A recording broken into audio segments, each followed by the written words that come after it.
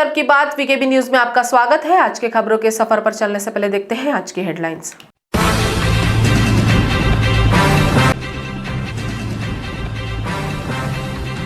गढ़चिरौली में मिला नक्सलियों का गोला बारूद कारखाना, महाराष्ट्र पुलिस को मिली बड़ी सफलता।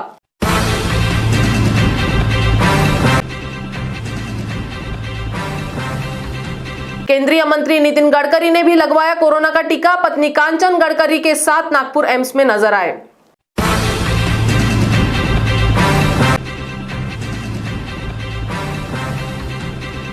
और अब पेंच टाइगर प्रोजेक्ट में नजर आएगी अवनी बाघिन की बेटी, वन विभाग ने मुक्त विचरण के लिए छोड़ा।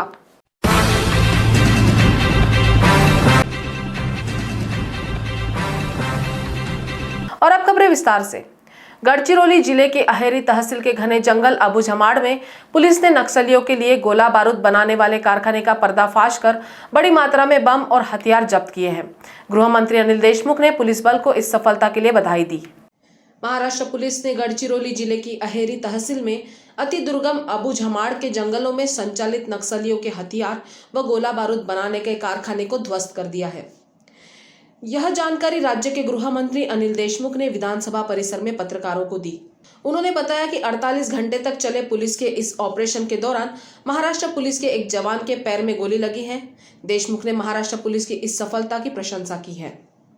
जिल्ह्यामध्ये अहेरी तालुका आहे, त्या अहेरी तालुक्यामध्ये अतिशय दुर्गम भाग आहे, त्याला अबूझमाड़ म्हणतात। तो कोर एरिया आहे नक्षलवादी लोकांचा अतिशय कोर एरिया आहे। त्या कोर एरियामध्ये आपल्या पोलिसांनी जाऊन जवळजवळ 70-75 आपले पोलीस होते। त्यांनी त्या अतिशय अतिदुर्गम अशा नक्षलग्रस्त एरियामध्ये जाऊन नक्षलग्रस्तांचा जो शस्त्रास्त्र तयार करण्याचा जो कारखाना होता तो आज त्यांनी दविनदोस्त केला। अतिशय मोठं काम त्यानिमित्तानं आमच्या पोलीस जवानांनी आज गडचिरोलीमध्ये केलं। या ऑपरेशनला TCOC म्हणतात, टॅक्टिकल काउंटर ऑफेन्सिव्ह कॅम्पेन।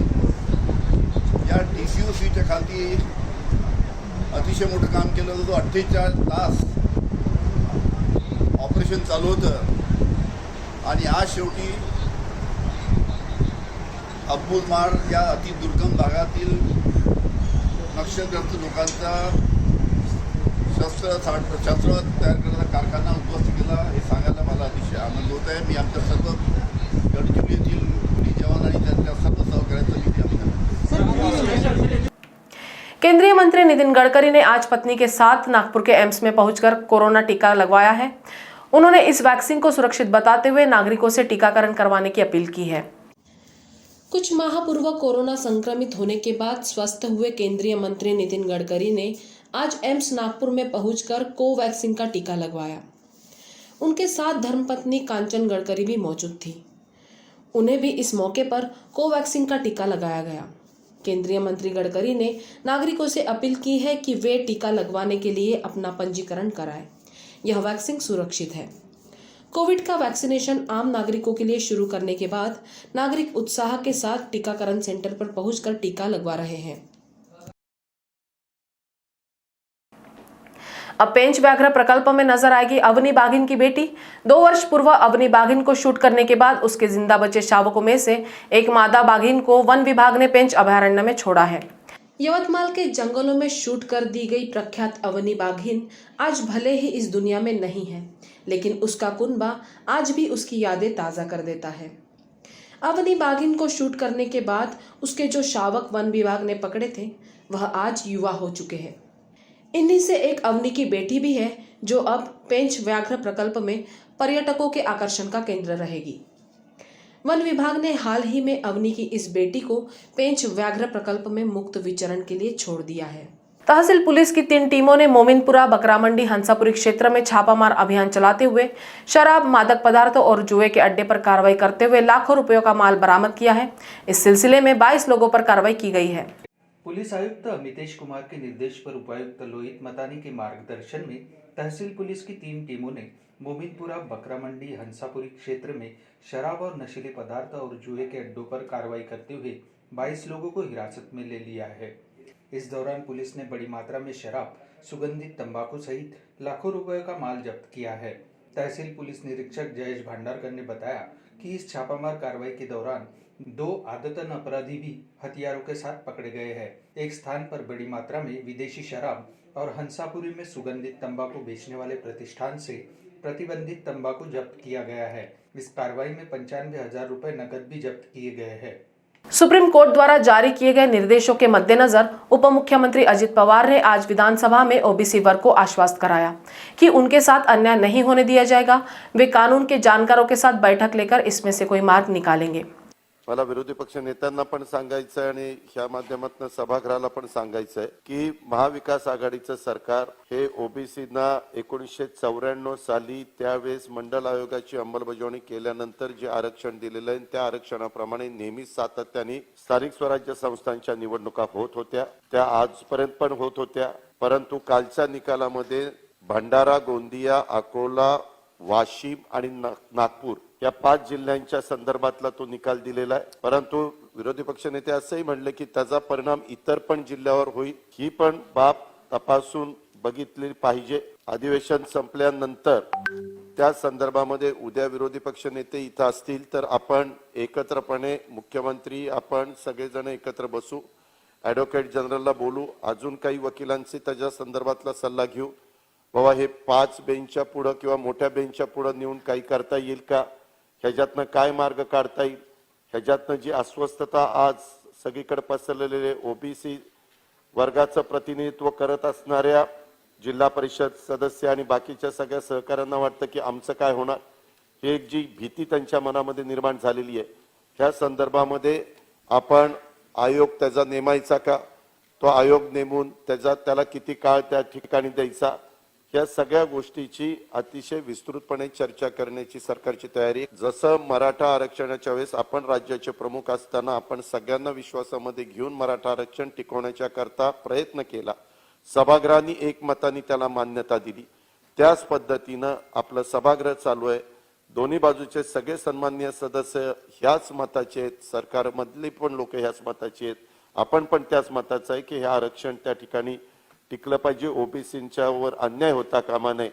आणि सुप्रीम कोर्टाने जे काही निकालामध्ये दिलेले आहे त्याच्यात वेळ पडली तर दिल्लीचे वकील रोटकी असतील किंवा आणखीन कोण मान्यवर असतील त्यांच्याशी पण चर्चा करून ताबडतोब ह्याला काहीशी थांबवता येईल आणि ह्याच्यातनं मार्ग काढता येईल। आपण जसं सुचवलं कोरोनाचं संकट आहे, कोरोनाच्या संकटाचा आधार घेऊन काही आपल्याला त्याच्यातनं पुढे जाता येईल का, याबद्दल राज्य सरकार की भूमिका सकारात्मक है। नागपुर को मुंबई से जोड़ने वाले समृद्धि महामार्ग से विदर्भ के अन्य जिले भी जोड़े जाने चाहिए, यह मांग विधान परिषद में विधायक अभिजीत वंजारी ने की है।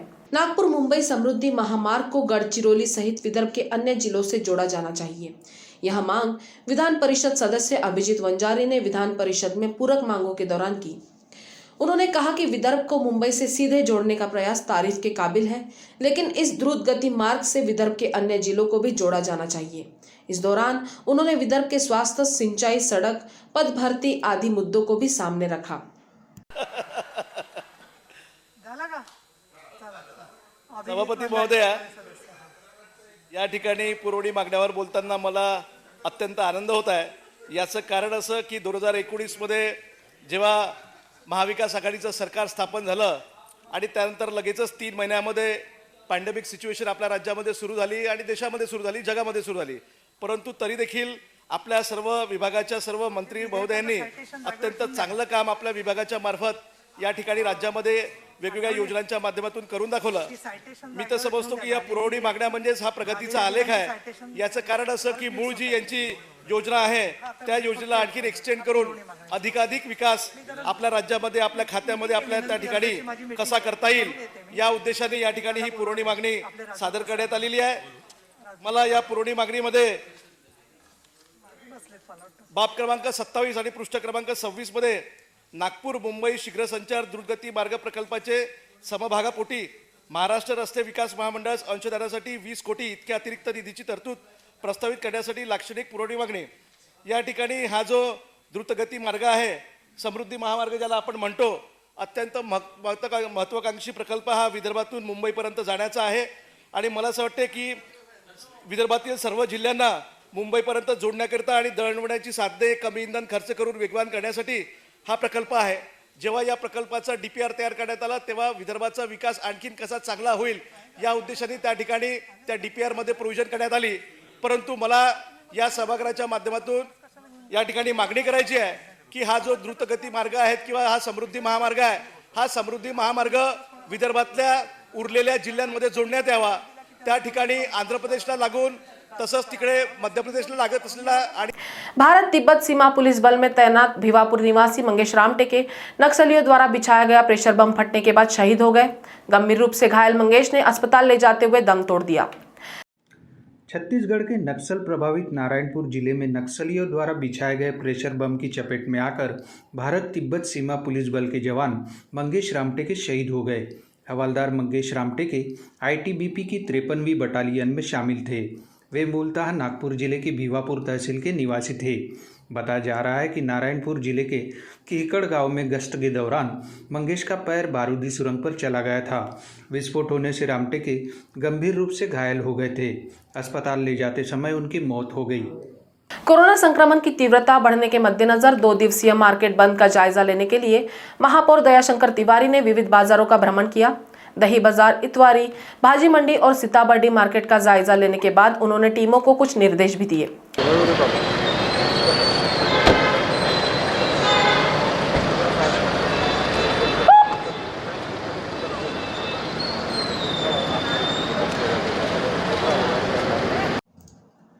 कोरोना संक्रमण की तीव्रता को देखते हुए दूसरे सप्ताह में भी शनिवार और रविवार को मार्केट बंद रखने की अपील प्रशासन ने की थी। शनिवार को बाजार का जायजा लेने महापौर दयाशंकर तिवारी ने कोविड टीकाकरण सेंटर, दही बाजार, इतवारी भाजी मंडी का जायजा लेने के बाद सीताबर्डी मेन रोड पर बाजार का निरीक्षण किया। इस दौरान कुछ सब्जी विक्रेता बिना मास्क लगाए सब्जी बेच रहे थे। उन्हें मनपा की टीम ने दंडित किया। महापौर ने नागरिकों से अपने और अपने परिवार की सुरक्षा के लिए कोरोना संबंधी नियमों के पालन की अपील भी की। आज सुबह मैं हमारे यहाँ बाबूलोन में एक नए वैक्सीनेशन सेंटर का उद्घाटन हुआ, वहाँ गया। उसके पश्चात मेहंदी बाग में राष्ट्रीय संत तुकडोजी सभागृह में महानगर पालिका ने वैक्सीनेशन सेंटर कल शाम को शुरू किया, वहाँ का विजिट किया, दोनों जगह की व्यवस्था देखी। साथ ही साथ में दही बाज़ार जो एक महानगर पालिका के परिक्षेत्र का पुराना बाज़ार है, वहाँ निरीक्षण करने के लिए गया। वहाँ का बहुत भयातुर वातावरण था। दुकानदारों की दुकानें बंद थी, सब्जी की दुकानें भी बंद थी, दही की दुकानें भी बंद थी।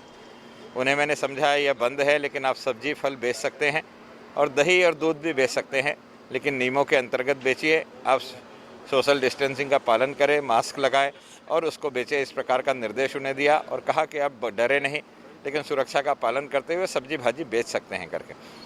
अमरदीप टॉकीज के सामने आने के बाद वहाँ भी बाज़ार लिमिटेड था, लोग सोशल डिस्टेंसिंग का पालन कर रहे थे। केवल निकालस मंदिर से भाजी मंडी इतवारी का जो बाज़ार था वहाँ थोड़ी गर्दी दिखी, इसलिए वहाँ नागरिकों को सूचना दे करके जागरूकता करते हुए मास्क लगाने का निवेदन किया। दुकानदारों से मास्क लगाना, नागरिकों से मास्क लगाना है। कुछ प्रमाण में वहाँ पर दंड भी करना पड़ा, कारण जो लोग बगैर मास्क के थे उन्हें दंड करके एक संदेश देना भी नितांत आवश्यक है। इस दृष्टि से वहाँ दंडात्मक कार्रवाई भी की गई।